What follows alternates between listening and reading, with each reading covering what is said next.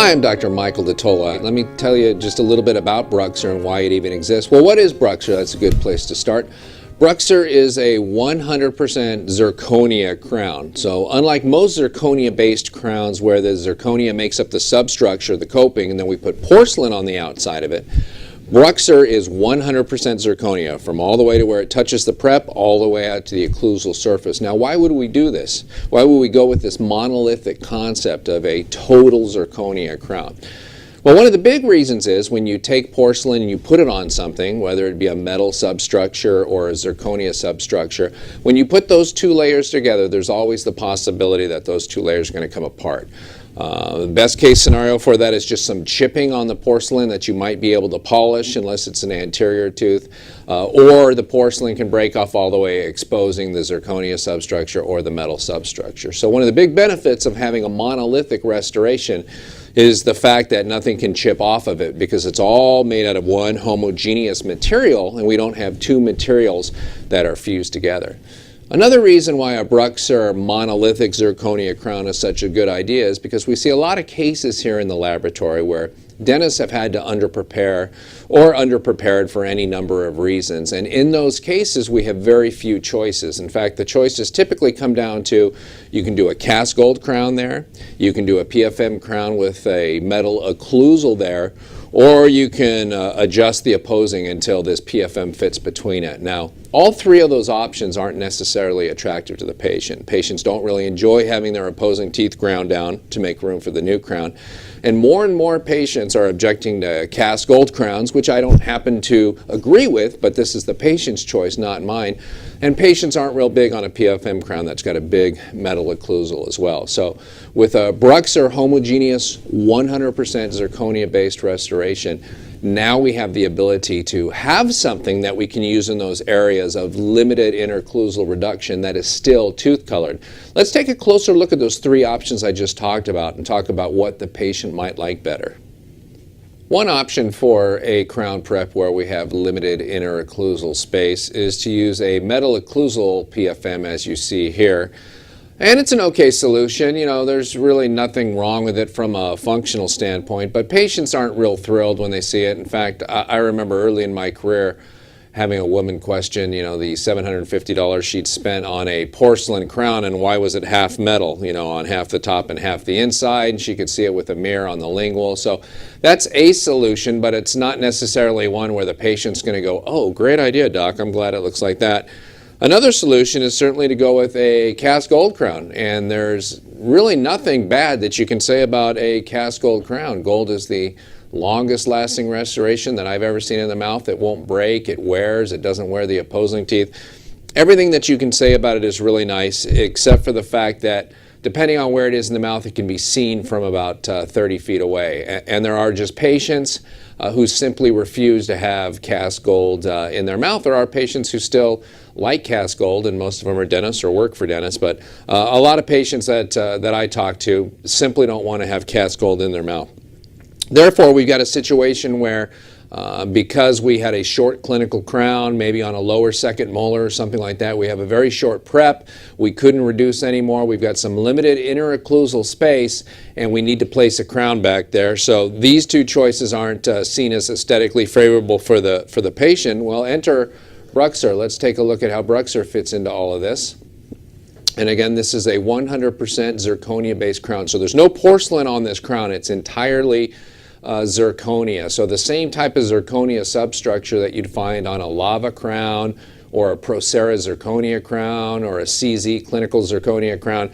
This substructure now makes up the entire crown from the inside all the way to the outside. So there's no porcelain to break off of here, as long as we don't go any thinner than 1/2 millimeter. But really no material does well at under 1/2 millimeter. I mean, you can make cast gold that thin, but you're going to end up chewing a hole through it. This crown is virtually unbreakable, and that's how we talk about BruxZir, because it doesn't have any porcelain that can chip off of there. And by the same token, it's a very robust material. As you'll see when you try to take off your first zirconia-based restoration, it's very difficult to cut through, and you'll see that this is a strong crown. Now, if you look at this, it doesn't necessarily look exactly like a tooth. And I'll show you some pictures in just a second of some BruxZir crowns in the mouth. But that's not the point. This crown was not designed to be an aesthetic crown. It was designed to be more aesthetic than cast gold and more aesthetic than a metal occlusal. And if you had a study model with these 3 crowns on it and told your patient they could have their choice of the 3 of these, what do you think are the chances that they're going to take this crown, even if it doesn't match maybe the first molar in front of it perfectly?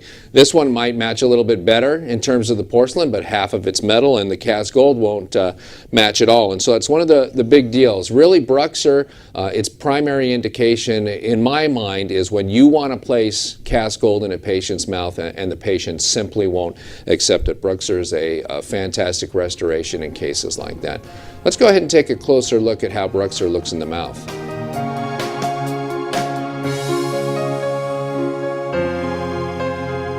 On this case, we're going to restore a tooth that has a large amalgam, tooth number 29 with a BruxZir solid zirconia crown. And you can see that the tooth behind it, tooth number 30, actually has a cast gold crown on it. When the patient originally broke that tooth and the one across from it, the dentist wanted to place cast gold on both those teeth because he was afraid that the patient would break a porcelain restoration. But when we mentioned cast gold 1 tooth forward, the patient did not want to do that, so a perfect case for BruxZir. We're using our Vita Easy Shade Compact to take the shade here, and it's giving me a reading of an A3. And we'll go ahead and take another reading in the middle third of the tooth, and it's telling me that that is an A2. And so we've got the base shades now for the tooth, and we're ready to be able to anesthetize that tooth. We're going to use the rapid anesthesia technique with the STA unit from Milestone Scientific. There's the PFG gel from Stevens Pharmacy being placed in the sulcus of tooth number 29 with an Ultradent syringe.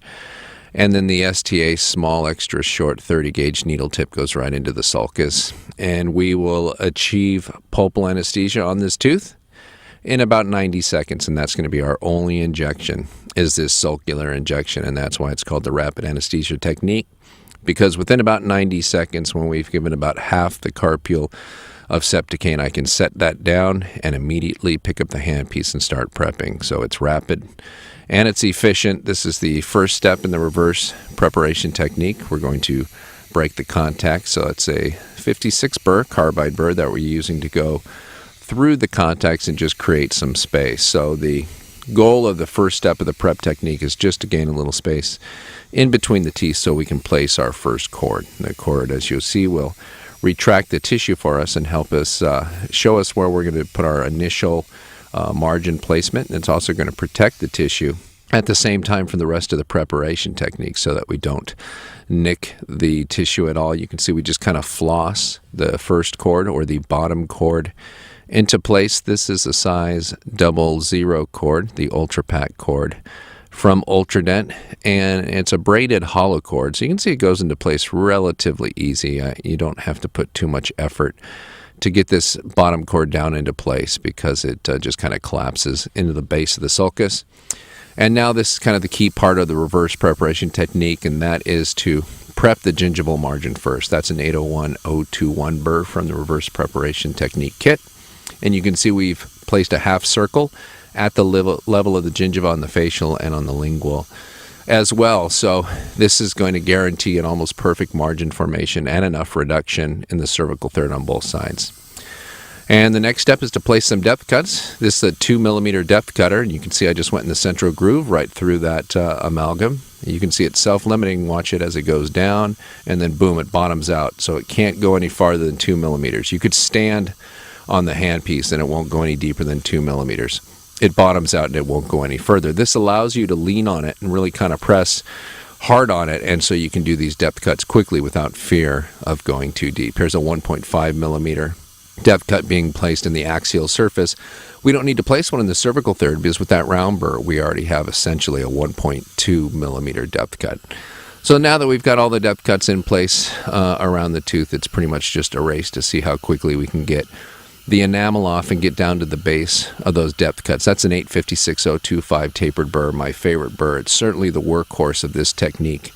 And really in all the preparation that I do, I love large burrs with large surface areas so that they don't drop down into the tooth or fall down into the tooth.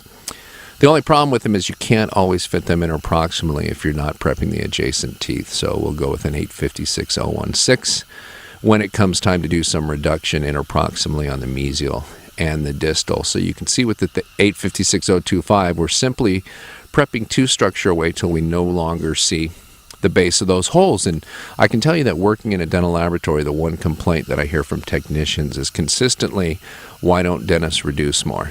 And part of it is we're trying to be conservative.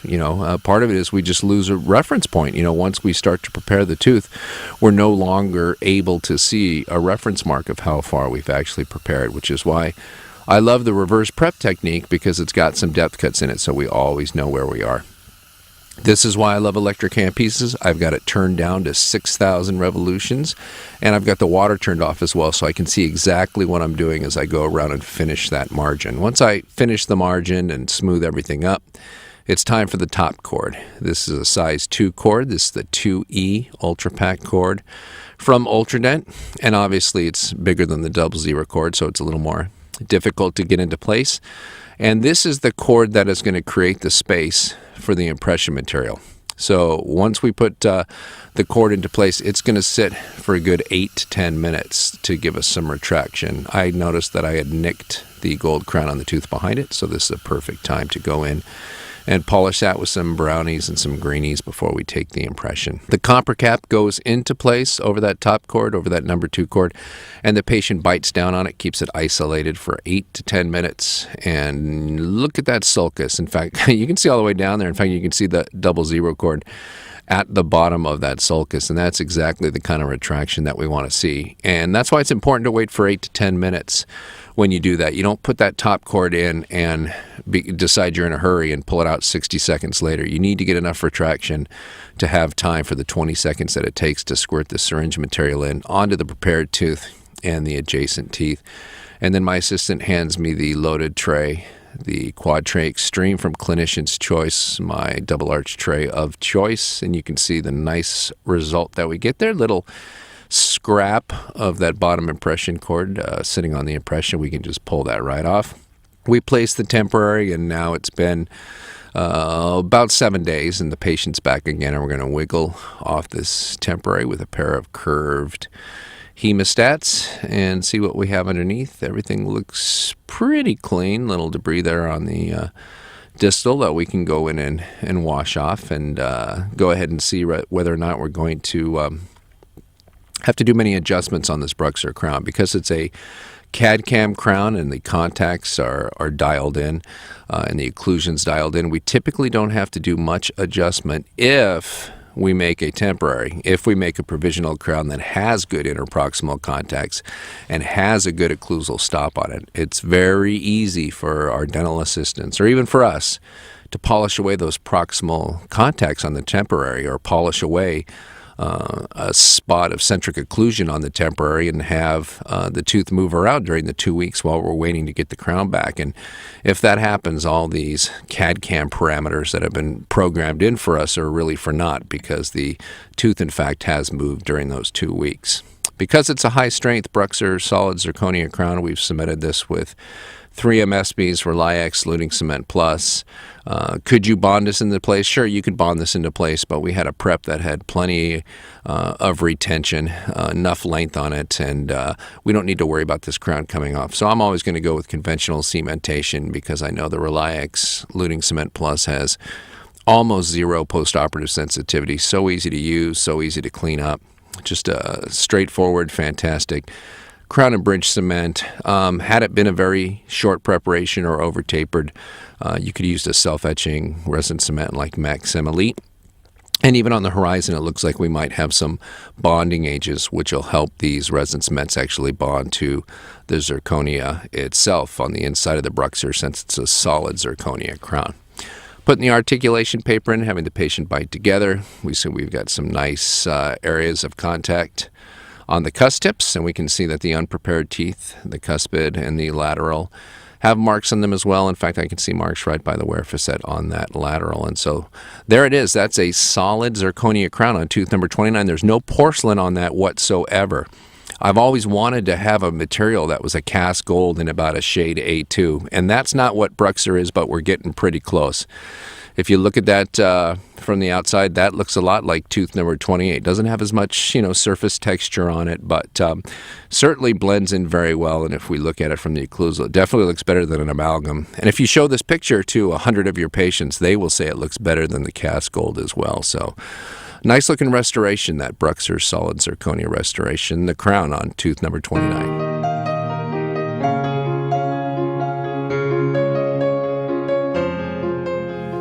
On this first case, we've got a great indication for a BruxZir crown. In fact, it was some of these early cases that actually helped us come up with the name. BruxZir, you can see this patient has broken the PFM that was in place in several places. I mean, there's hardly any porcelain left on that crown. You'll notice the dentist placed cast gold on the one behind it because they were afraid of that same breakage taking place with a PFM on the second molar, but the patient wanted to go with a PFM on the first molar and not have gold. So when he broke this one, it was the same kind of conversation that I would usually have about gold being the best, but today we had another option. And as you can see here, here's the BruxZir crown in place next to the cast gold. Now it's kind of bright. This is one of the earlier BruxZir cases, and we've gotten better at shading these over time. But you can see that it stands out a little bit, but doesn't stand out any more than the cast gold crown does. And furthermore, that's the hardest view to really get good, is how these teeth look from the occlusal. And really what you see more than that, if you're going to see anything, now granted this is a lower molar, so you're not going to see much of it, but when you view it from the buccal view is probably what somebody would see when the patient maybe happened to smile really big. And you can see in this case that the BruxZir crown blends in reasonably well with the adjacent teeth. You can see the gold crown behind it stands out a lot more, and even the PFM across from it does not blend perfectly with the adjacent teeth. So it's a very acceptable crown, at least in the mind of the patient. It's certainly preferable to having a cast gold crown on that same tooth. This second case is the same type of story. This is a patient who had an existing PFM crown. This one actually had some recurrent decay around the margin on the lingual, and you can see some porcelain had chipped off the mesial marginal ridge. So anytime I see broken porcelain now, the first thing I'm thinking of is BruxZir. And you can tell it's a really bright PFM. Part of that's the flash, but if we look at the buccal view of this crown, you can see the tooth over here. You can see a metal margin. That's obviously something you don't have to worry about with the BruxZir, and it blends reasonably well with the adjacent teeth. There's a PFM across from it too that blends reasonably well with the teeth across from it as well. But we actually made 3 crowns for this patient to give the patient a choice as to which one they like better. And so you can see the first one that we have in here is the crown with the metal occlusal. So we tried that into the patient's mouth. All 3 of the crowns fit exactly the same. We took a photograph and showed it to the patient. And you can see that doesn't really blend in. I guess the metal occlusal blends in a little bit with the amalgam behind it, but at least from with the patient yawning or something, it doesn't look to blend in. The second choice is the cast gold crown that we have here. And again, cast gold is still my favorite material in dentistry. Unfortunately, patients just don't rank it that high. And the third view that we have is the BruxZir crown in place. And again, it's a little bit lighter than the adjacent teeth and doesn't quite blend in with the natural dentition. But as you can see on the split screen showing all 3 of them, it certainly blends in more than either of the 2 other choices. And when we show it from the buccal view, you can see that this crown blends in reasonably well with those. In fact, the PFM that we saw before that doesn't blend in all that well, that opposes it, I would say the BruxZir crown actually blends in a little bit better. And as the shades have gotten better on the BruxZir crown, we have seen them disappear more into the natural dentition. And a BruxZir crown at this dimension, I have complete faith that this crown will not fracture and will last as long as the same cast gold crown would last.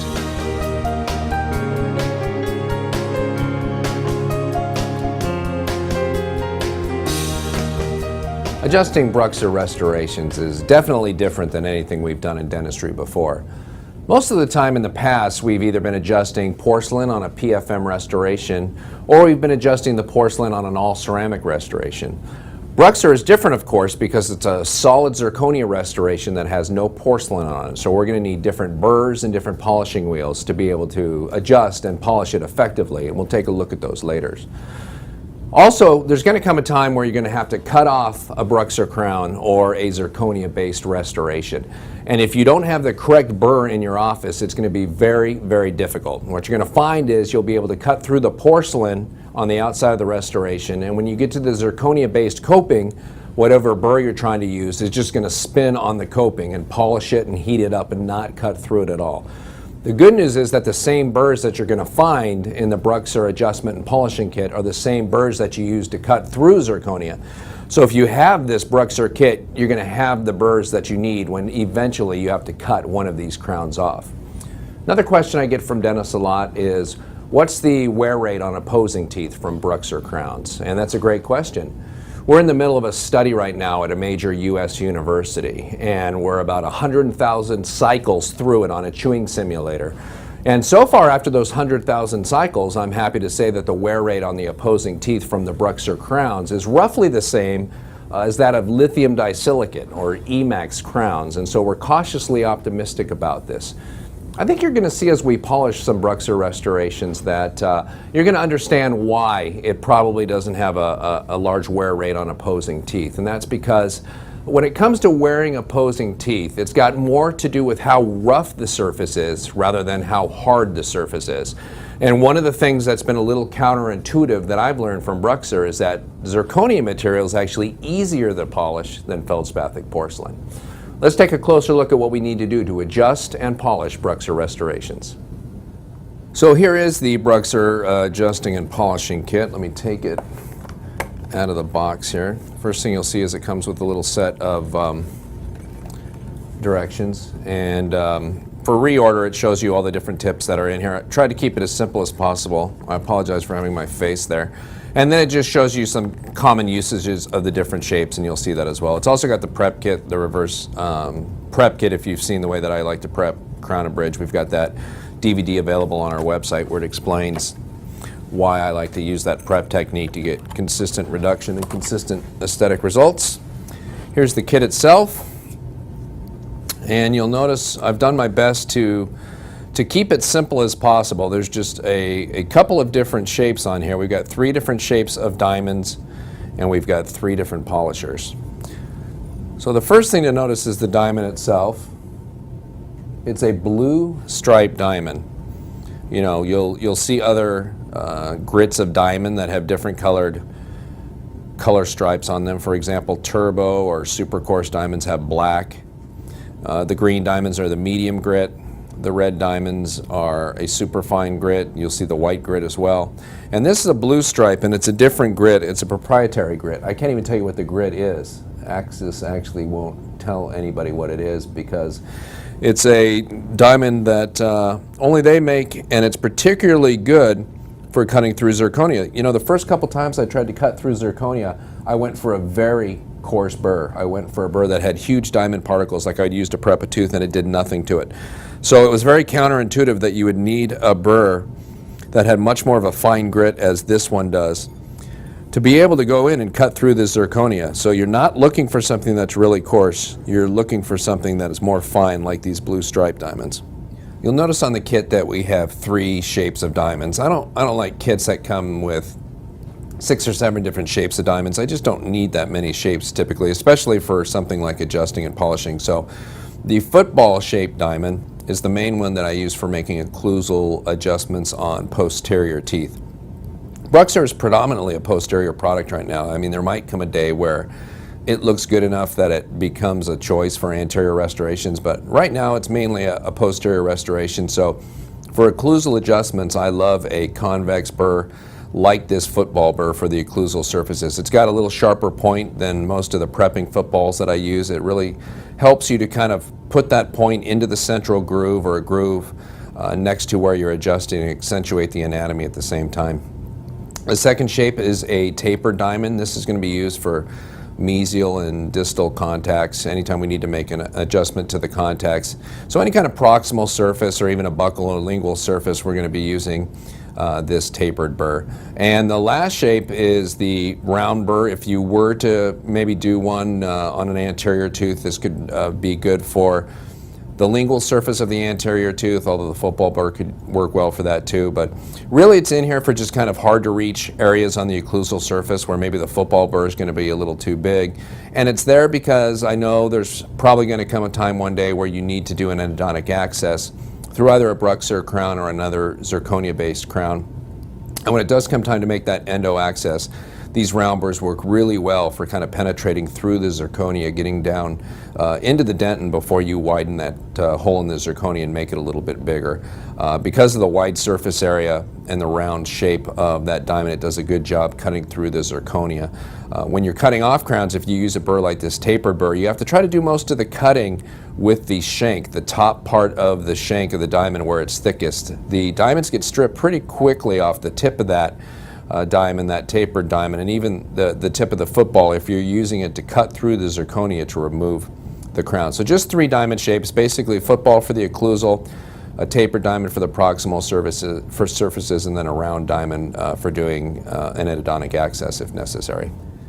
As with most ceramic polishing system, there's actually 3 grit system on the BruxZir adjustment and polishing kit. There's the green pre-polishing cup, the blue polishing cup, and the yellow high shine cup, and they're used in that order. So it's hard to tell just by looking at it, but there are 3 different grits of the diamond particles that are embedded in these silicone cups. There was also a choice of doing points instead of the cups, but I'm a cup guy, and I'm a cup guy because these cups last so long.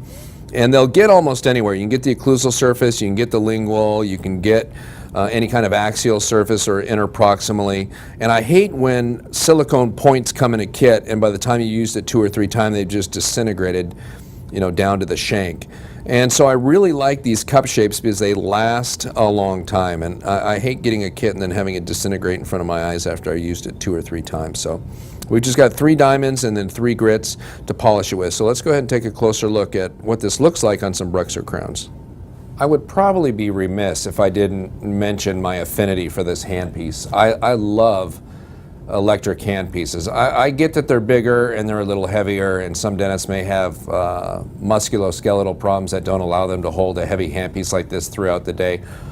But the torque on this Cavo electric torque is unbelievable. And the 2 things that I really love about electric handpieces are the ability to turn the speed down and run it without water and still have an incredible amount of torque for when it comes to finishing a crown.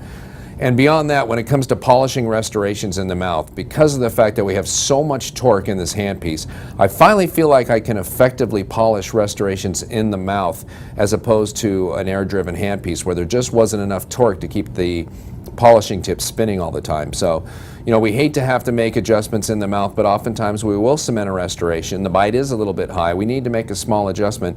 I love an electric handpiece for being able to polish that afterwards and get it back to a high shine. That's what we do in the laboratory. We don't typically reglaze restorations and run them back up in the oven again. We use electric lab handpieces with polishing cups in there to be able to put that high shine back on it before we send it back to you. So here is a BruxZir crown, and I'm doing this out of the mouth just because there's no way we could get this close or get this angle on this in the mouth if we had a molar in the mouth. Maybe with an anterior tooth we could, but as I mentioned before, as of today, BruxZir is not a big anterior restoration. In fact, we don't really make any of them. It's just for the posterior because of its strength. It certainly doesn't look as good as your typical all ceramic crown. But this is a decent looking crown anyway. You can see I've got the football burr. This is that blue grit burr that's in there. And so I'm going to go in and lay into this tooth. You'll notice even with this correct fine grit diamond, you'll see some sparking as we go in and touch the zirconia. A lot of that has to do with the fact that the water's not on. This is, you'd like to always cut with the water on. Obviously this would be an incredible mess if I sat and cut this without the water on. And sometimes even a patient's mouth, we've got a lot of water spray. We don't want to rinse off the marks on the tooth, and so we've got the water spray turned off. So I'm just using as light of a touch as I can here as I go in and do that. I can tell the diamonds aren't being stripped off the burr just by looking at the burr itself. Of course, basically I'm wiping out an entire cusp at the same time. I'm hoping you don't have to do this much adjustment on your average BruxZir crown. One solution to the sparking is to keep the water on. Obviously, if I had the water on here, I'd be making an incredible mess. Another one, in the case of an electric handpiece like I'm using, is to turn down the RPM. So I've got the RPMs turned down to about 10,000 RPMs here. You'll notice when I lean into the crown, I'm cutting into it and I'm not even slowing down the burr at all. In fact, I could probably just really lean into this and cut right through this crown into my finger. The point being that you can turn down the speed on an electric handpiece so that you're not overheating the zirconia and not run water. And by the same token, I can't slow this down at all because it's got so much torque. This is what I love about electric handpieces. I love this kind of torque. And when I'm prepping teeth, this is exactly what I do. Turn the speed down, the water off, and then just go along and smooth the margin just like this. With the water turned off, you can finally see what you're prepping at the margin. With the water on, it's an aqueous mess, and I have a hard time seeing what's going on. So you can see the scratch marks that I've made on that BruxZir crown, basically wiping out that cusp for the sake of showing you how this kit works. You know, it's a pretty good close-up that we have there, and you can see that the marks where you can definitely see where I went in there and took away the zirconia material, but the marks are not as deep as with the diamonds that I would typically use to adjust regular PFM crowns and all ceramic crowns in the past. And that's one of the reasons why I've switched to these blue stripe diamonds for all my porcelain recontouring and polishing and reshaping, because they really don't leave super deep scratches that are hard to get rid of. So we'll start the polishing sequence with the first wheel, with the green wheel. We call this a pre-polish wheel. It's before the polish, and mainly what we want to use this for is to get rid of most of the scratches that are there. The fine scratches we'll get rid of with the next wheel, but we just want to do any minor recontouring here at the same time that we may want to do. Out of the 3 cups, this is the one that will remove, you know, a little bit of zirconia material. You'll see that it actually does get better looking as we go through the 3, but it looks much better after the first polish wheel than typical porcelain does. And that's one of the reasons why I think we're going to see that the wear rate on opposing teeth for zirconia crowns like the BruxZir crown is pretty good, because it's so easy to make it nice and smooth compared to feldspathic porcelain. So let's move on to the next cup. So now that we're finished with the pre-polished cup, this is the blue polished cup. So we'll go ahead and use this on our BruxZir restoration. So that is the adjusted area on our BruxZir crown after the polish wheel. And you can see just, you know, really almost a mirror-like surface there. Maybe just the slightest hint of scratches there, maybe not.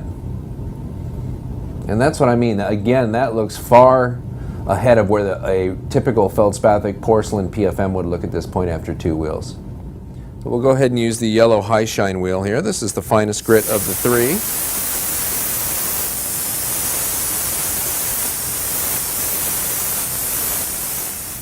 And there it is after the yellow high shine wheel, and you can see we've got quite the surface. It really looks like frozen ice almost. Very slick, very smooth. No scratches, just see the peak of the little cusp tip that's kind of in between there still, dividing that into 2. Slightly different shade on the occlusal now on that one cusp than the surrounding cusps, because I cut so deeply into it and got rid of the stain. But you can see that that's pretty easy to polish. In fact, I consider this easier to polish now than typical porcelain. And so when I put BruxZir restorations in and I have to make an adjustment, because I've got the BruxZir adjustment and polishing kit with the fine grit diamonds and the 3 grits of these wheels, especially with my electric handpiece, there's no doubt in my mind that I'm going to get a nice smooth finish back on these crowns, and the patients can be able to chew on this for years to come without any excessive wear on the opposing tooth. Now let's go ahead and take a look clinically at a BruxZir crown being removed.